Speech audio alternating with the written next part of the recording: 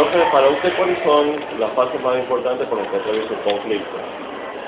Bueno, si podemos tomarlo como ejemplo a la Guerra Fría, ¿sí? La Guerra Fría ha sido uno de los momentos más importantes de tensión que ha tenido la historia, de conflictos internacionales, donde se ha podido justamente ver alguna de estas fases que podemos considerar que tiene un periodo ascendente de las fases y un periodo descendente.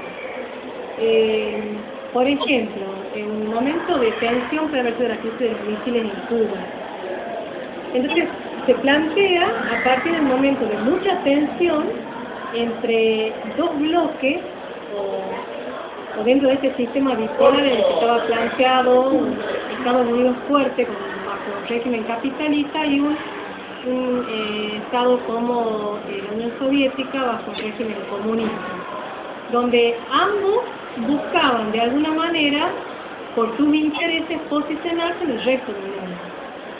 Es por eso que se puede plantear como conflicto, por ejemplo, una zona de interés, en este caso Cuba, que estaba bajo una influencia capitalista y que pasa a ser como un enclave comunista dentro de ese capitalismo. O sea que dentro de ese conflicto, eso ya plantea una gran tensión entre estas dos grandes potencias. Después esos intereses se pueden plantear desde un momento de crisis. El momento de crisis pienso que puede ser cuando una de esas potencias descubre misiles en Cuba que están dirigidos hacia Estados Unidos, por parte de la Unión Soviética, apoyado por supuesto por este Estado como satélite de la Unión Soviética. ¿Usted consideraba el enclave estratégico en el otro continente? En el otro continente, sí. Perfecto. Y haciendo un poco de hincapié sobre las fases del conflicto, sí. La fase de tensión podría considerarse la fase de mayor atención dentro del conflicto, según su opinión. No. Yo creo que el momento de tensión sería la primera fase, la primera parte de esta fase, ¿verdad?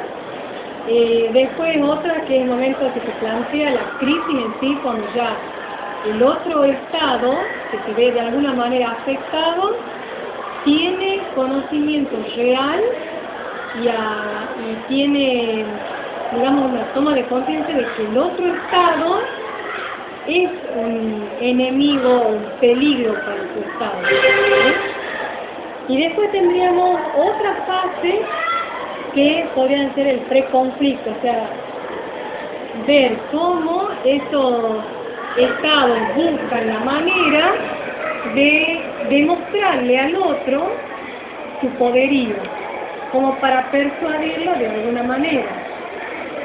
Y en este caso sería, por ejemplo, el conflicto cuando la Unión Soviética, sabiendo de que tiene esos misiles, no hace absolutamente por sacarlos, a pesar de que Estados Unidos denuncia públicamente ante los organismos internacionales de que existe un conflicto y que es algo real.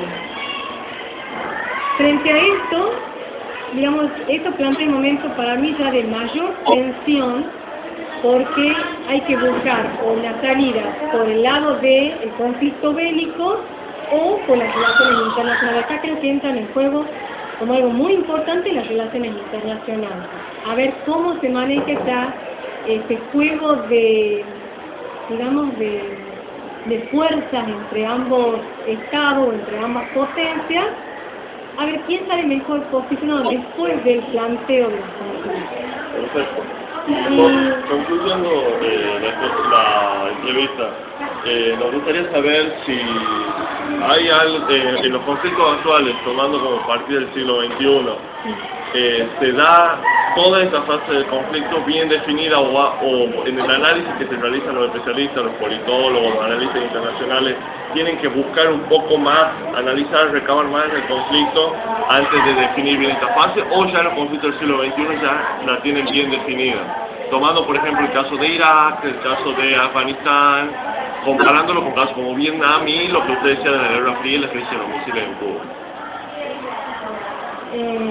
Bueno, depende del lugar donde uno esté ubicado y depende de la composición histórica, geográfica, digamos, toda su tradición en cuanto a relación con los otros estados donde se ve el conflicto. Hay algunos que mantienen las diferentes fases del conflicto y hay otros, depende de qué conflicto, y hay otros que en su posición frente a los demás países tienen son mucho más cerrados. Entonces como que no permiten que esa fase ascendente llegue a la fase descendente de los conflictos, o sea, como que ya se dispersa o acepta a un tercero para que pueda mediar entre el conflicto o se pueda solucionar de alguna manera que den un paso hacia atrás como para poder evitar el conflicto armado. Lo que ya se conocería como el armisticio, el tratado de paz. Armisticio, tratado de paz y finalización del conflicto, que puede ser entre los dos estados que están en beligerante o puede ser entre esos dos estados y un mediador que pueda terminar el conflicto. Bueno, profe, muchas gracias y espero que le haya gustado hablar de estos temas como nosotros nos apasionamos hacer la entrevista a usted. Muchísimas gracias. Bueno, muchas gracias a ustedes y en realidad me parece un tema muy interesante que les puede servir a ustedes para la vida porque los tiene en contacto con la realidad política, económica y social en la que los rodea, ¿sí? Muchas gracias.